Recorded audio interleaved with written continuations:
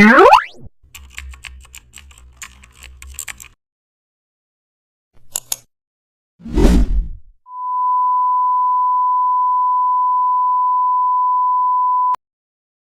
this tutorial, you'll create a mood board composition in Photoshop using custom shapes to organize visuals creatively.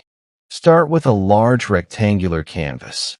Draw multiple rectangles and squares of different sizes to act as placeholders for images. Insert circle or ellipse shapes for icons or decorative elements. Use the Type tool to add short notes or titles near each image placeholder. Duplicate shapes behind and adjust opacity for depth. Arrange shapes asymmetrically while maintaining balance. Refine spacing to avoid clutter. Zoom out. The mood board now looks organized, dynamic, and visually inspiring.